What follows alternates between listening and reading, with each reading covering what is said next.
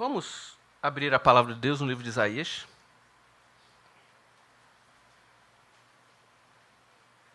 Isaías 53, versículo 6. O tema da mensagem de hoje: quais são os caminhos que nos fazem andar desgarrados de Jesus? E imaginando que eu não teria tanto tempo em função de que hoje foi um culto, além da Santa Ceia, além do lançamento do Proclamar, essa comunicação sobre o bispo Roberto Schuller e sobre a igreja de Boa Viagem, tomaria muito tempo. Nós vamos fazer algo diferente aqui, mas que traz a mesma relevância nos nossos corações do que representa a palavra de Deus e Jesus Cristo aqui em nosso meio. Eu convido você a abrir Isaías 53, versículo 6. Eu acredito que já esteja aqui. O texto diz assim: todos nós andávamos, o quê, irmãos? Desgarrados como o quê? Como ovelhas. Como um só se desviava pelo seu caminho. Cada um se desviava pelo seu caminho. Mas o Senhor fez cair sobre ele a iniquidade de todos nós. Já oramos, já agradecemos aqui, queridos do Senhor, quando o profeta Isaías, sendo boca de Deus, foi usado para registrar essas palavras, primeiro pronunciando, depois sendo registrado ao povo. Quando essas palavras foram ouvidas, meus irmãos, essas palavras eram um recado, em primeiro lugar, para o povo de Israel. O próprio povo de Deus, nesse período ali, o último momento onde profetas iriam se levantar ali para falar de Jesus. Lembre-se que depois do último período profético, houve um silêncio profético, mas agora um homem se levanta falando do futuro e falando nesse capítulo aqui, de um capítulo onde fala e anuncia séculos e séculos antes a vinda do Messias, a vinda de Jesus Cristo. O capítulo 53 revela o nosso Salvador. Séculos antes dele ter vindo. Um homem que foi usado por Deus para revelar a vinda de Jesus Cristo.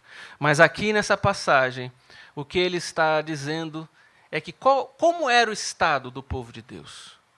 Como era o estado daqueles que seguiam a Jesus, aqueles que um dia foram um povo que tiveram como referência clara uma aliança com Deus, mas que agora estão dispersos. Bem, ao ouvir essa mensagem, certamente creio que tenha falado ao coração deles, e se encaixava assim: cada um se desviava pelo seu caminho, cada um tinha um tipo de caminhada que estava se desviando de Deus.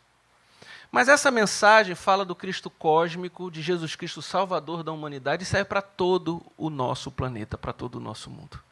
Porque o nosso mundo continua precisando deste Salvador. E ele veio para isso. Mas séculos depois, tendo visto o cumprimento dessa palavra em Jesus Cristo, e hoje aqui pregando, sei que o cumprimento dessa palavra é para o povo de Deus também, aqui neste lugar, a começar da minha vida. Porque não é tão difícil que a gente invente um caminho nosso para a gente seguir e nos afastemos do caminho do Senhor Jesus. Porque nós temos isso na nossa natureza. É muito mais fácil do que possamos imaginar, muitas vezes, sermos seduzidos por uma ideia, sermos seduzidos por uma nova motivação que faça com que a gente ande no nosso caminho, ao invés de andar no caminho de Cristo, como você leu aí no texto que a gente apresentou, meus irmãos. Quais são os caminhos que nos fazem andar desgarrados de Jesus nos nossos dias? Bem, meus irmãos, o primeiro caminho que nos faz andar desgarrados de Jesus em nossos dias, certamente eu poderia iniciar a paixão pelo mundo. Muitas pessoas, nós nascemos com esse chip, nós temos uma paixão enorme pelas coisas do mundo. Nós gostamos do que é o material, nós gostamos daquilo que traz notoriedade à nossa vida, nós gostamos por conta da nossa insegurança existencial, insegurança de fé, lastrear a nossa vida baseado no que é o material, no que é o sucesso.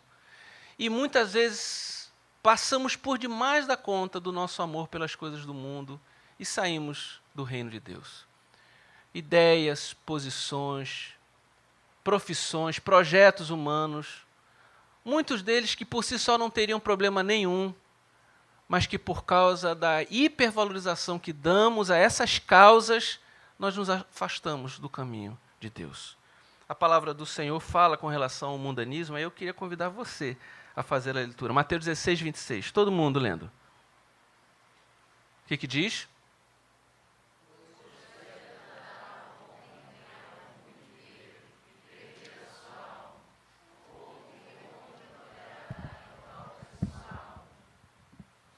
Há também uma palavra sobre o mundanismo, porque agora está muito claro para a gente que um dos caminhos que desvia a gente, sendo o mundanismo, que a gente não deveria fazer essa aposta toda que a gente faz com relação ao mundo. Que adianta a gente ganhar o mundo inteiro e perder a nossa alma. Mas também Romanos 1, 16 e 17 fala algo para a nossa vida. Vamos ler. Toda a igreja fazendo leitura. O quê?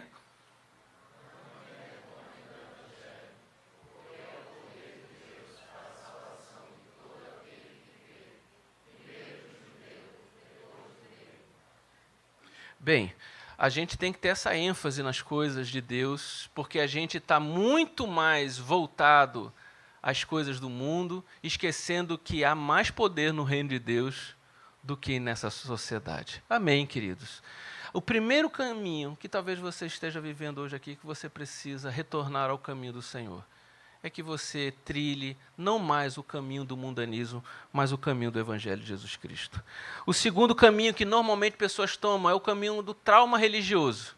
É muito comum nas nossas conversas, as pessoas falam assim, olha, eu tenho uma distância com a igreja, eu tenho uma distância com a fé cristã por causa dos exemplos que eu ouvi, pelas coisas que eu já sofri, porque pessoas me fizeram mal, como as pessoas usaram a sua exposição de maneira errada, falando acerca dos líderes, como já se usou dinheiro errado, falando acerca das contribuições que se levantam para as igrejas, e pessoas preferem viver o seu caminho do que o caminho ensinado por Jesus por causa dos seus traumas religiosos. 1 João 4,1 diz algo muito importante acerca disso. Eu queria que você lesse com muita força aí o que 1 João 4,1 diz.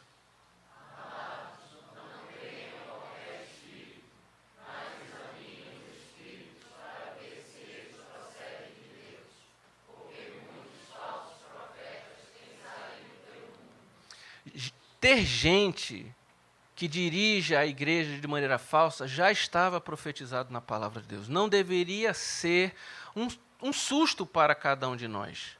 Mas existem, como Deus falou ao próprio profeta Elias, existem 7.000 profetas que não dobram seu joelho a Baal em Israel.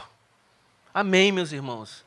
Se você procurar, ao invés de você generalizar isso, você vai encontrar comunidades, homens e mulheres de Deus reunidas ali, louvando o nome do Senhor.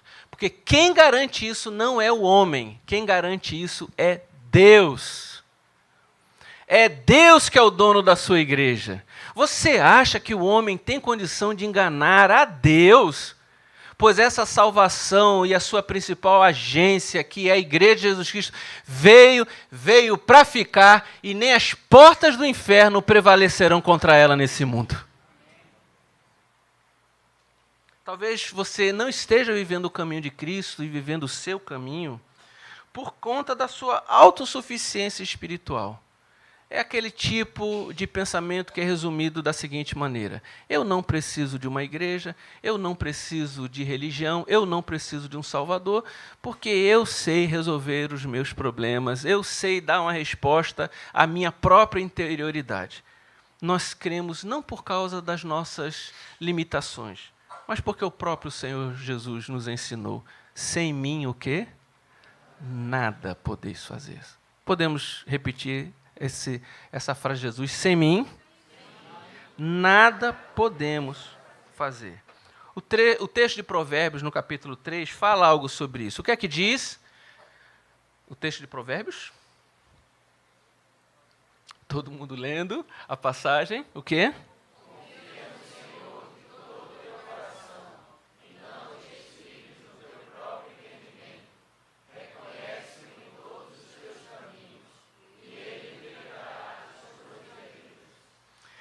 A questão é que ao invés de você reconhecer a sua própria sabedoria, reconheça, é Deus nos seus caminhos. Ele está presente aí, gente. E se a gente fizer isso, nós, ao invés de sermos autossuficientes, nós vamos estar rendidos ao senhorio de Cristo na nossa vida. E que a gente não venha se amparar e se estribar no nosso próprio pensamento, na nossa própria sabedoria. Gente, a gente não sabe se a gente vai estar vivo amanhã. A gente acha que os nossos recursos vão garantir na nossa vida tudo o que nós precisamos. A sabedoria adquirida, os anéis da nossa titulação na educação. Gente, quem garante a nossa vida sobre a face da terra é o nosso Pai, o nosso querido Senhor. Não se glorie o sábio na sua riqueza, né?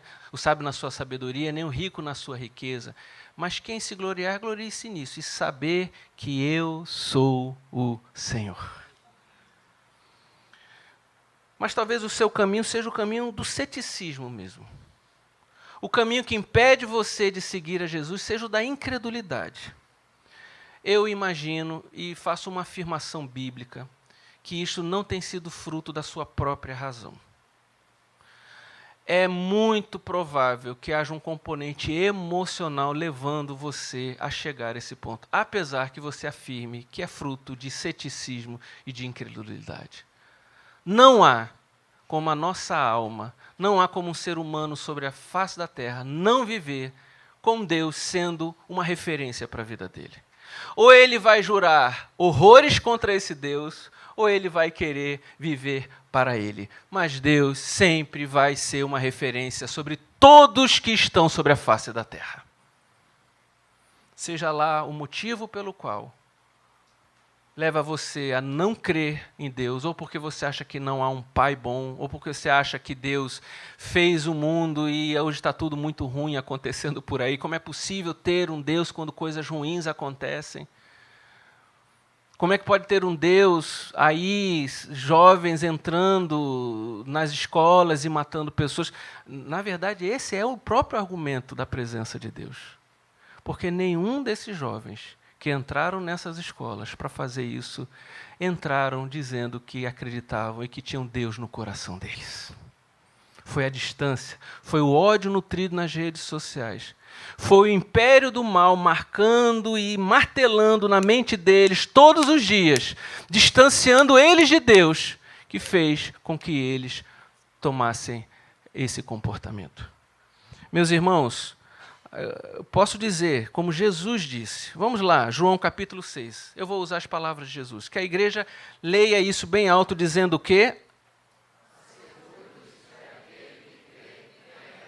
Olha que coisa linda. Aquele que crê tem a vida eterna. E se você depositar a sua confiança no Senhor Jesus, de um estado de ceticismo, de incredulidade, a vida eterna lhe visitará, lhe preencherá para nunca mais sair da sua vida. Outro caminho que pessoas se desviam em nossos dias é o caminho da amargura. Porque a amargura tem a capacidade de enterrar as motivações espirituais. A amargura, ela é uma experiência de uma hiperconcentração da nossa atenção na nossa justiça própria. E muitas vezes eu vou concordar com você, você foi vítima até de um processo que aconteceu. Ninguém aqui está até discutindo isso. Ninguém, inclusive, discute que você possa ter sofrido uma grande injustiça. Mas o Senhor veio aqui para te libertar disso. Para que você possa ser liberto por aquilo que Ele capacitou os seus filhos a serem libertos, dando-lhe poder para perdoar e ser curado dessa amargura, para que ela deixe de ser um Deus na sua vida e o Deus de amor possa se erguer de dentro de você, libertar você e salvá-lo. Hebreus 12:15 fala sobre isso. Cuidem que ninguém se exclua da graça de Deus, que nenhuma raiz de amargura brote, cause perturbação, contaminando a muitos. e na nossa prática tem sido extremamente competidora do reino de Deus na vida e no coração das pessoas a questão da amargura. Pessoas entram na nossa sala, casais, por exemplo, discutindo. Isso é normal, viu, gente? Não pensa, isso é todo dia, acontece, e isso não tem nada sequer, gente, sequer de anormal. Mas eu quero trazer algo aqui que revela algo com relação a isso. No momento daquela discussão de um com o outro, e às vezes eu estou presente ali conversando, o nome de Deus nem sequer é lembrado. Ninguém está lembrando de Deus naquela hora. Está todo mundo lembrando de quem? De si mesmo naquela hora da discussão. Está todo mundo ali olhando para si. Esse é só um exemplo. Um pouco mais superficial do que profundamente a amargura é capaz de fazer nos corações. Mas o Senhor hoje está aqui para te ajudar, para você ser curado disso em nome do Senhor Jesus, e que brote não a amargura, não a perturbação que tem contaminado a muitos, mas a paz de Cristo nos corações. Libere esse perdão em nome de Jesus. Quero também dizer que muitos estão em nossos dias caminhando um caminho que tem desviado do melhor da fé, do melhor de Cristo, por causa do medo. Tem medo do que Deus pode fazer da vida deles. Eu não vou me entregar para Jesus, não, porque o que é que ele vai? Eu vou virar, será que eu vou virar igual esses pregadores? Será que eu vou ter que agora parecer um Carola? Será que eu vou parecer uma Beata? Será que eu vou parecer esses santarrões? E esses estereótipos, essas imagens, esses arquétipos na mente das pessoas distanciam cada vez mais as pessoas, mas o que o Senhor está nos convidando é que a gente venha aparecer com Jesus Cristo. Amém, meus irmãos? E se você arrancar todas essas coisas que medem medo da sua cabeça, se você tirar esse medo dessa religiosidade humana, afetada, dessa religiosidade aí dos falsos profetas, se você tirar do seu coração, pode olhar para o Cordeiro de Deus, pode olhar para os discípulos de Jesus, pode olhar para os homens e mulheres que no meio da nossa fé eram pessoas piedosas, cordatas, cheias de amor. A sua mente acerca do Evangelho vai mudar, vai dar um clique e o seu medo vai cair por terra em nome do Senhor Jesus. João 7, 37 e 39, acerca disso, olha o que Jesus fala, e ao invés desse medo de você se envolver com Jesus, que é um medo carnal, é um medo cultural, mas também é um medo diabólico, que hoje precisa ser vencido aqui, e que a graça de Deus tome conta do seu coração. Olha o que no Evangelho de João Jesus Cristo fala, vamos ler?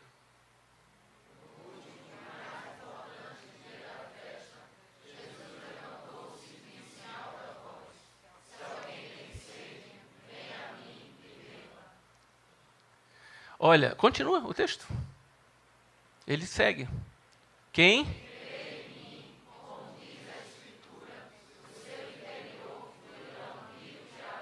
Amém, gente. Ao invés de medo, o que é que vai fluir de dentro de você? O quê? Rio de água. Quem quer isso para a sua vida aqui? Amém, meus irmãos. Meus irmãos, também creio que pessoas preferem os seus caminhos aos caminhos de Deus, porque elas podem, nesse momento, acharem que não são dignas de ter um Salvador para a vida delas. Elas olhem assim e digam assim, eu, Alexandre, alguém morrendo por mim? Espera aí, isso não existe, ninguém faria isso por mim, quem sou eu? E alguns têm histórias na vida que possam revelar, que podem até revelar, um aparente azar existencial. Não, eu não tenho a vida que essas pessoas teve afortunadas. O meu caminho é muito diferente disso. Eu não tive um pai, eu não tive uma mãe. Deus não foi bom comigo. Ele não me ama, deixa eu falar para você. Ele fez você. Amém? Ele criou você. Ele sabia, ele sabe quem é você. Ele se importa tanto com você, se você só parar e ouvir um pouco da voz dele. Quando ele veio a esse mundo, ele, o Deus Criador, veio a esse mundo por causa de você. Ele deu o único filho, o unigênito filho que até então tinha, o unigênito filho, aquele que veio, originou-se dele, ele deu para morrer em nosso lugar. Amém, gente? Seu Filho Ele deu. Romanos 5, 8 diz assim: mas Deus demonstra seu amor por nós. Cristo morreu em nosso favor quando ainda éramos o quê? Ele nem esperou você ainda se consertar muito. Ele, antes disso, Ele já te amava. Olha, eu sou pai de 3 meninas. Eu nem sabia o que elas iam aprontar quando eu ficar adolescente e jovem, viu? Apesar que elas são santas, viu? São uma bênção. Mas aprontaram na infância, aprontaram na juventude, na adolescência, coisas que adolescentes fazem. Meus irmãos, deixa eu falar, Deus na sua presciência, Deus na sua maneira de ver, sabe tudo que nós somos capazes de fazer contra Ele. Mas assim como eu olhei para essas princesas, para essas meninas tão preciosas, meu coração se derreteu de amor ali, naquele berço. Assim é o amor do Pai por cada um de nós. Você acredita nisso? Você recebe isso no seu coração? Amém? Não troque isso por nada. Romanos 8, mais à frente um pouquinho, no capítulo 38, versículo 39, diz: pois estou convencido de que nem morte, nem vida, nem anjos, nem demônios, nem o presente, nem o futuro, nem qualquer poder, nem altura, nem profundidade, nem qualquer outra coisa na criação será capaz de nos separar do amor de Deus que está em Cristo Jesus. Ele não apenas, Ele te ama, Ele morreu por você e Ele deu uma nova vida para você viver aqui nessa terra e para todo sempre. Mas talvez o seu caminho que você tenha preferido ao invés do caminho de Deus seja a própria dor. Porque as tribulações são fatores que nos afastam de Deus. E a experiência de sofrimento é inerente a todo mundo sobre a face da terra. Mas às vezes sequestram tanto a nossa força, tanto as nossas motivações, roubam, nos assaltam de uma maneira tão violenta na nossa interioridade. As nossas lágrimas não são expressões superficiais, elas vêm de profundas dores de dentro do nosso coração, e por isso, quando isso acontece, nós sequer temos forças para caminhar. Talvez esse seja o caminho que hoje você esteja vivendo, o caminho de uma dor muito grande. Você, crente em Jesus, você que já ouviu tantos sermões sobre isso, e quando ouvia, orava pela outra pessoa, dizendo: Senhor, seja com ela, ajuda aquela pessoa. Mas hoje talvez seja esse momento, onde você está aí sendo envelopado pelos seus problemas. Pois eu quero dizer que, na verdade, quem está vivendo está diante de uma grande oportunidade. Está diante de um grande momento sobrenatural e kairos, aquele momento que é de Deus. Primeiro, porque Deus olha para as suas lágrimas. E Deus tem uma atenção especial ao pobre, ao oprimido e ao sofrido. Mas ao olhar, Ele está oferecendo um grande escape para você. Ao olhar para você, Ele está trazendo um ânimo sobrenatural. De repente, pessoas, por não compreenderem o que você está vivendo, falam com você, até lhe aborrecem. Você já passou por uma experiência assim? De que você estava vivendo com tantas dificuldades, alguém falava algo tão assim, que você falava assim: em vez de me ajudar, está me atrapalhando. Isso é muito comum em experiências muito críticas na nossa vida. A pessoa nem sabe. A gente até perdoa, leva em consideração, porque a gente sabe que a pessoa quer ajudar. Mas deixa eu falar, há uma palavra que vem da boca do Pai, daquele que te criou. Da boca do Senhor, que diz assim para as nossas vidas. No Evangelho de João 16:33, eu disse essas coisas para que vocês tenham paz. Neste mundo vocês terão aflições. Contudo, o quê? Tenham ânimo. Por quê?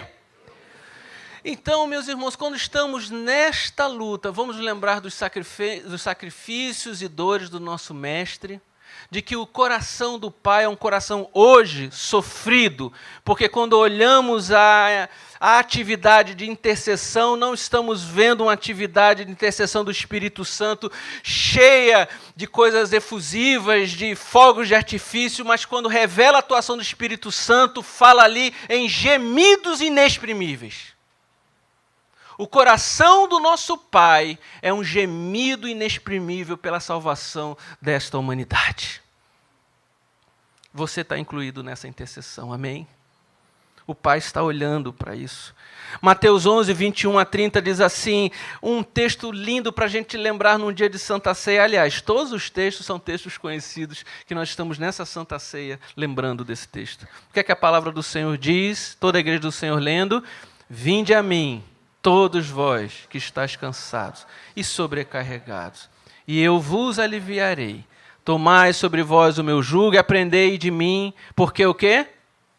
Sou manso e humilde de coração, e achareis descanso para a vossa alma, porque o meu jugo é suave e o meu fardo é leve. Eu não sei que caminho você tomou, de repente você tem o seu tão particular que não coube nem nessa lista. Talvez não fosse a paixão pelo mundo que estivesse desviando você do caminho de Jesus. Talvez não fosse os traumas da religião. Talvez não fosse a autossuficiência espiritual, a incredulidade, a amargura, o medo. Talvez não seja porque você se acha indigno de ter um Salvador, você já tem fé com relação a isso. E talvez não seja o caminho da dor. Eu não sei porque você hoje pode estar distante disso. Mas eu quero que você lembre da última frase que está no texto de Isaías que nós lemos nessa manhã. Lá, Isaías 53, 6. O primeiro texto, que mostra um quadro, revela os nossos caminhos errados. Mas ao invés de mandar uma conta para mim e para você, quem paga a conta é Ele. O que é que diz no final? Mas o Senhor fez cair sobre quem? Sobre Ele a iniquidade de todos nós. Independente. Não olha para o teu caminho agora, olha para o caminho de Jesus. Que apesar de olhar para os nossos caminhos, revelou esse evangelho de salvação. E disse, eu vou pagar essa conta da distância de vocês, do distanciamento de vocês. Deixa comigo que eu vou resolver isso. E se você olhar para Jesus, Ele vai fazer um caminho dentro da sua alma. Se você se render hoje, se você lembrar, você cristão, se lembrar dele de maneira como o Espírito Santo e a sua palavra deseja, hoje um avivamento, um reavivamento no caminho de Deus vai acontecer na sua vida nessa manhã aqui. E que hoje a gente olhe para Ele, para a cruz do Calvário, para o que foi celebrado nessa Santa Ceia aqui. Porque se olharmos para Ele, não mais para esses caminhos, não erraremos o caminho do Pai. E Ele nos levará até Ele, puros e imaculados, diante do Pai. Não pelos nossos méritos, mas pelo de Jesus Cristo. E nos apresentará como filhos amados do Senhor Deus. E que o Senhor abençoe o seu povo rica e abundantemente.